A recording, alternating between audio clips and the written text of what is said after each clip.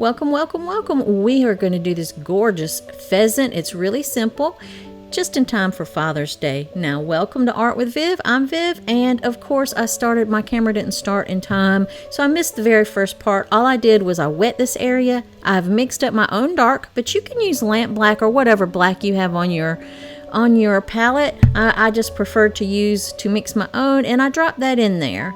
Drop the black into that wet area. Now again, I'm going to do the same thing up here. I'm doing a nice wet on wet technique. I am putting some clean water in that area, and now I'm taking a bright, brilliant blue and just dropping that in there. And that's all wet on wet is just wetting the paper and applying the paint to that wet paper, or applying one color of paint and then dropping in another color of paint. That's wet on wet. You just wet it first with either water or paint, and then you drop in more paint of a different color or the same color. It's up to you. That's wet on wet. And now while this is still wet, I went and got my dark color, and I'm just dropping in some of those, I guess, markings, patterns that he has on the top with that dark color. And as you see, the wet on wet makes for a really soft blending of the two. There's no hard lines, no hard edges. So now I'm going to do the same thing with the neck. And if you want to follow me on Instagram at Art with Viv, you can find me all around the web. It's much appreciated if you do follow me. So back to our chicken, aka pheasant. We've wet his neck with clean water, and now I'm just dropping in this brilliant blue and just letting the water do the work. That water is making it flow across the surface of the paper with that on top of the water, and it's really, really a pretty effect.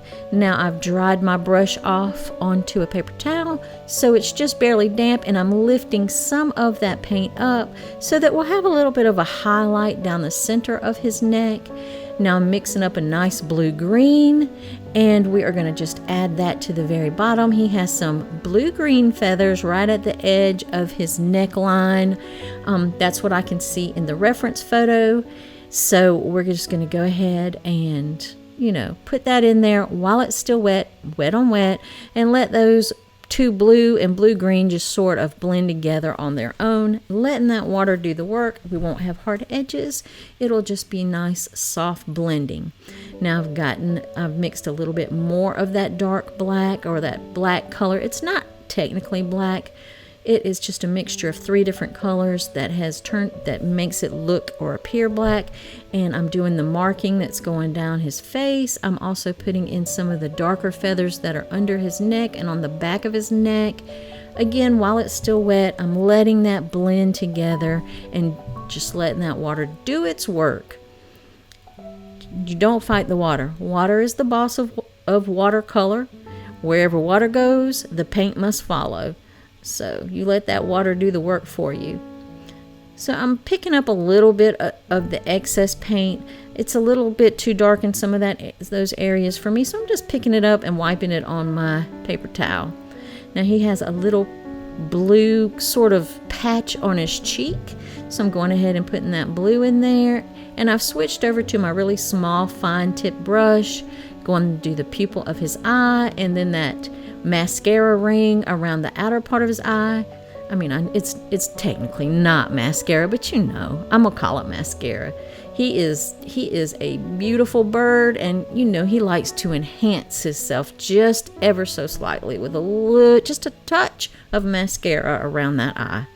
And now I'm just going ahead and painting in some more feathers along the back of his neck and around the edges, and I'm doing that in small little feathery lines so that it looks like feathers, just small little tiny marks with the very tip of my brush, just so that it looks soft and looks more like a feather than just a straight hard line. And it helps that the paper is just slightly damp still, so that it disperses that paint in a really beautiful way.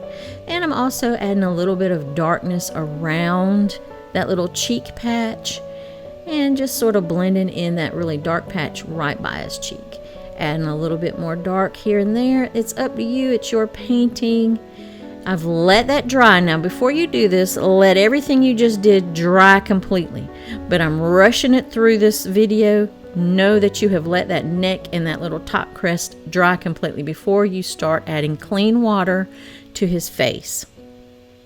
Make sure the eye is dried completely as well. Now you can get you a nice bright red, and you can just drop it in there, and it will spread and just be really pretty across that. I don't even know what it's called. I know on a turkey it's called a wattle, but I'm not sure what it's called on a pheasant. This red face that he has. So we're just gonna put that in there. Oh, it's so pretty. I really like that red. That red just pops against that blue. So you're just gonna put that in there and get a nice little thin layer of that red. Make sure you get it in all the little nooks and crannies. And now I'm just going to lift a little bit of it out so that it's not that solid tone. You know, it looks so much better when you have a variations of lights and darks in your paintings. So we want to lift a little bit of it out so it's just not like a flat medium tone. We want some lights, a little bit of darks in there. Of course, later we're going to add another layer to it. But just for right now, just to kind of map out where I want those highlights, I just lifted some of it off. So now here we go with his chubby little body. He has a nice little round body. He almost reminds me of a partridge, except for he has that extra long tail. But his body is round and plump, almost like a partridge. And that's just what, of course, he's much larger than a partridge. But that's what he reminds me of, his shape of just his body. I'm not talking about his neck, not talking about his tail. So now I'm going with a nice golden yellow and putting that in there and just sort of blending it in. And of course, first we wet it with water. If I forgot to tell you, you just wet that little fat body with some clean water, and then we're going to just drop in a really bright golden yellow and then go for a more brown yellow for that back half, and let those two colors just blend on the paper their own. Don't blend them with the tip of your brush. Let the water do the blending so that they don't get muddy. And we're going with that same sort of brownish yellow at the bottom. And now we're going to just start adding a little bit of pink to that yellow so it comes out sort of an orange color. That's what we're going for. And we're just going to add a little bit more pink where he's got a really light area there. The sparkle, there's highlights that are going to be there from how the light is just hitting his feathers. So we're going to do that pink right there, that really light permanent rose is really the color. Now we're going to go into a deeper sort of a maroon color for the dark shadow on his chest. The front of his chest is in shadow. We've let that dry. Now we're coming back up to his eyes, putting a little bit more black around his eyes, and just adding a little bit more texture to those feathers. Now I've got some red, and I've added a little bit of yellow to it so it's more of an orange. It leans more orange than purple. The first layer we put was kind of purpley, as it was a purple red, a cool red, and I wanted it a warm red, so I've added a little bit of yellow to that red to make a nice warm reddish orange. And I'm just coming in there and painting in over that color, still leaving some highlights, leaving those lighter areas as our highlights, not painting directly over them with paint. I'm just taking clean water and sort of blending into the center of those highlighted areas. And now I've just gotten the darker, more concentrated mixture of that maroon, and I'm just dabbing on little strokes of color, and I'm letting some of that bottom color shine through so that it has a nice feathery looking texture. And I've added a little bit of blue to that rose color just to give it sort of a purple tone. And then I'm just adding a little bit of a darker brownish color right there at the bottom where it's got a shadow over to the left hand side. And I'm still adding a little bit more of the maroon to the right hand side, just blending out that really bright yellow on his back into that more golden brown yellow, sort of almost a yellow ochre, but brighter than yellow ochre. So now I have mixed up a blue green, and I've added a little bit of my red to it, so that it is not a bright green. I want it to be more of a grayed down green. And the paper is dry, so we are just applying this wash directly to dry paper. We want to work fast. We don't want any dried hard edges. So I am working as fast as I can to apply this first wash so we don't get back runs, and so that it doesn't have any hard edges as well. I'm adding a little bit more, while it's still wet, I'm adding a little bit more pigment in some areas that I want to be darker. And I'm just going to work my way around this bird, this pheasant. I wanted to call him a goose. We know he's not a goose. Now let's see, we've called him a chicken, I've called him a goose, I've called him everything but his name. And he is a beautiful pheasant, aka a chicken. Anyway, you just want to get all that in there and work pretty fast because you don't want the back runs. And back runs happen when part of your paint is dry and you come and add more wetness to it. That dry paint sucks that water into it and causes a bloom. So you want to try to keep it wet and not let it dry as long as you're adding more color to this layer. Because once it starts to dry, if you come back in with something wet, it's going to cause a bloom or a back run. So now I'm just removing the masking fluid that I put on at the beginning, and I just put it around the bottom of his neck, I put it on his beak, and a few spots on his back. Just make sure you do that at the beginning. Before, forgot to mention it, got so carried away. But it's not really that much masking fluid. Or you could just leave those areas and paint it over with white gouache, which I'm probably going to use some white gouache. So now I'm making another one of those dark colors that I call black. It's a mixture. I'm going ahead adding some texture into his red cheeks by just doing really tiny dots.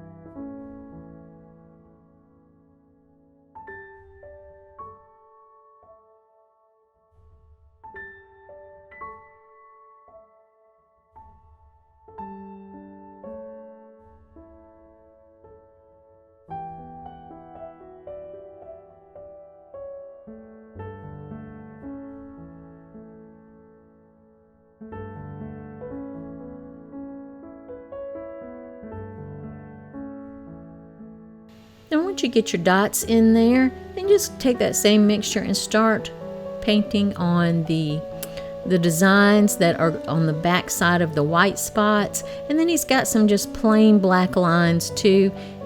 Pheasants are very colorful. They have a lot of beautiful pattern to them. When the light hits their feathers, they're iridescent where they'll shine different colors like a rainbow almost. But that's when the light hits it directly. We don't have any of that rainbow color on ours. Ours is just a run-of-the-mill pheasant. We're not trying to get fancy here. So we're just going to do that. Paint those little patterns on just wherever you see them. Again, you don't have to copy the reference exactly. It's your painting. You want to use a little artistic license and really make it your own type of creativity. And I'm just adding really tiny lines and little feather marks across his breast, under his neck here, and just adding in a little bit of shadows under his neck with that darker color. And that is already starting to give him a little bit more shape. It's giving him some structure and some form. The way that I'm doing that, it's also giving him a lot more visual interest and texture. And I'm just trying to follow the reference photo, but not copy it exactly. Now, if you want the reference photo, and if you would like to have the supply list of exactly everything that I put, as well as a traceable outline drawing so that you can do this, then just consider joining my Sweet Art Squad. It's only $5 a month. I'll link it below, and hopefully I'll see you in there. So now I am wetting his beak. His beak is pretty light, so I'm wetting his beak and I'm making sort of a blue-gray color, really, really watery. And I'm just painting in a little bit of shadow in that beak. And then I'm taking some more shadow colors in those white feathers that are right at the edge of his neckline, and putting some just tiny little lines for shadows in that white area. And then I'm just taking a clean brush with clean water, and I'm going over everything I just did on his body using a very light touch that softens all of those dark marks, sort of pushes them down into the paper so that they're not just sitting on top of the paper and so stark and obvious. I'm coming back in with a little yellow and darkening up some of the areas. I've made a little bit more of that pinkish orange, and I'm dabbing a little bit of that in there. I want to get some texture. And now I'm going with a darker maroon, and I'm adding more shadows to the front part of his breast that is in shadow. But notice again, I'm not making it a solid color. I'm letting a little bit of that lighter initial layer shine through so that you'll have some light, and it's sort of sparkly, and your eye just sort of bounces across those feathers. Going to do the same thing to this lighter pink area. It's actually permanent rose. That's the color I'm using, and I'm mixing a little yellow with it in the next area because it sort of goes from maroon to pink to orange to a yellow to almost an ochre color across his body like that. It's really pretty. It's really a pretty bird. So now I'm adding a little bit more darker of that brownish yellow right there to the back side of him, just to darken that up some. He's sort of shadowed. It's more of a golden brown. So I wanted to get that in there. And now I'm just taking my damp brush and I'm just lifting some of that paint off into some sections. Just here and there, just some spots. It's fine like it is. I've gotten a little bit of white gouache and I've watered it down. And I'm just dropping it into the wet area so that it'll spread and make little soft glints. But you can still see that pink through that gouache because I watered it down so it's not completely opaque. It still shows some of that color and it makes it look like a really nice soft highlight. Now a little bit thicker gouache I'm taking and just painting over some of these white feathers, the white feathers on his back and around his neck, just to make those a little bit brighter white. And just fix some of the edges where it got a little bit too soft after I did that one wash of water a few minutes ago. So you wanna come back and fix anything that you want to stand out. You'll just paint over it. It's no big deal. And I really just started using white gouache this year in my watercolors. I prefer to use the white of the paper, but for convenience and for speed, I've been using the white gouache on my little Monday mini paintings, just to make sure that I can get it, done in at least under 30 minutes, because I know after 30 minutes y'all get tired of watching.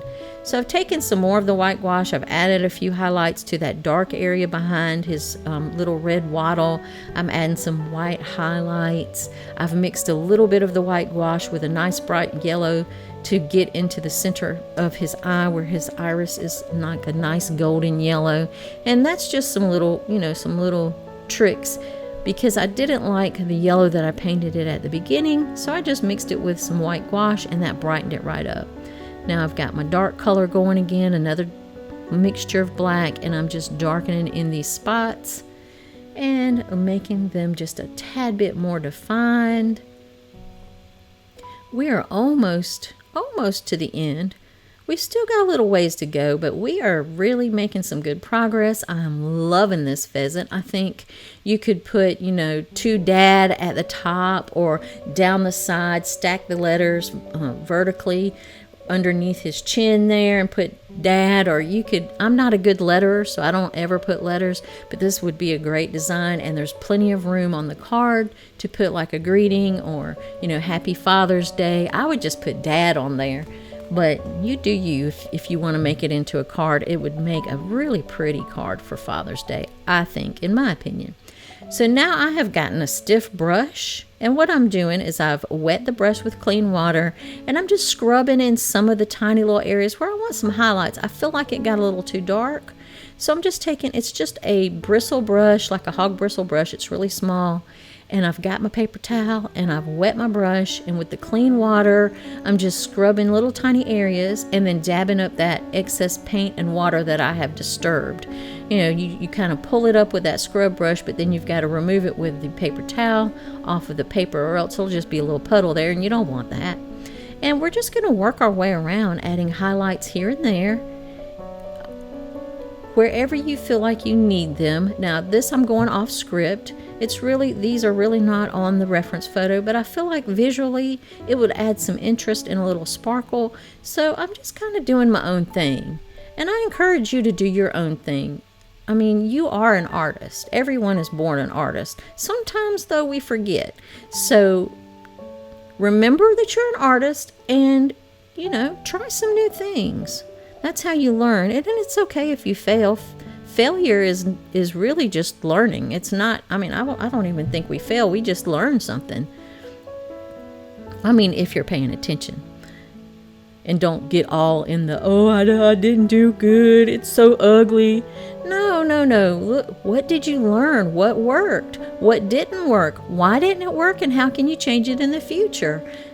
Now, I went and got some of my stencil brushes out. These are just little round stencil brushes, and I'm doing the same thing. I'm wetting them with clean water, and I'm doing little circles. Now, I had a stencil somewhere, a circle stencil, that I like to use for this bokeh effect, but I can't find it, so I'm freehanding these bad boys, and I ain't even worried about it. I'm just going to do the circles the best I can, and put them in random areas. That just lightens up the background. It gives it a little bokeh effect. Gives it a little texture and a little interest so that the background's just not so plain. And I really like this effect. I think it does well with this bird. It would even be pretty with a green background and do this bokeh effect. So you could try different color backgrounds with this. A green would look good. Purple would look good. This sort of gray, blue-green I've got, of course, I like. I just wouldn't go with like a red or a brown because that would blend too much with the bird. I would go with something complementary to those colors and his feathers. Like, I would go with like I said, a green. Green would be really pretty. This sort of blue-green. Maybe a purple or a blue-violet. That would be really pretty. So experiment if you want to. And I'm letting that background dry, and right now I'm just adding tiny little touches of black to sort of define those feathers. He's got really dark marks in between some of his feathers, so I'm just putting those in there and a little bit of feathery lines across his chest so that it darkens it up, gives it a little bit more of a shadow. But that's all I'm doing is just adding some little tick marks, some little tiny black shapes. They're almost like arrows pointing toward his face. The shape of them, they're like little tiny triangles in some areas. And then across the front of his chest, I'm just doing little lines. And now I have decided that I'm going to scrub up. Now I've changed the brushes. It's still a bristle brush, but it's just a little bit fatter than that first one. And it has a more oval shape at the end. So that's what we're going to work with, and we're just going to lighten up a few more areas and really add some sparkle with those highlights. And we're almost done. We're almost there. I'm proud of you for sticking in here this long. It just makes me so happy. If you have something that you'd like to see me paint, leave it in the comments. If you've stuck in here this long, then obviously I think you might be learning something. So if you would like a certain subject for me to paint, just tell me in the comments and I will try to do that for you. Right now I'm just randomly picking stuff that I think would look good, but if you would like for me to paint certain things, just leave the comment and I will do my best. So now again, I'm just adding a little bit more of the blue, just another layer of the blue, adding some more texture. Really right now it's finished. I'm probably overworking it. I'm just fussing. Sometimes I just get I just get so excited. I just keep painting and painting, and that is not a good thing. So I could have probably stopped 10 minutes ago, and his would have been a perfect paint. Well, when we finished the background, I could have stopped, but I just can't do it. I just can't do it. I just keep fussing. But we are almost there. Just going to pull up a few more highlights. And make sure that your paper is dry when you do this scrubbing, or else you'll ruin your paper. It's going to roughen up the paper some anyway. But please, before you scrub, make sure that your paper's dry so that it doesn't beat up and just peel all over the place for you. I'm just cleaning up this edge around his beak. His beak is got a little messy on me. And there we go. I think we are just about done. Congratulations, you made it to the end. I hope that you give this a go. It's really, really fun. Just check me out at www.artwithviv.com and get my free lesson over there.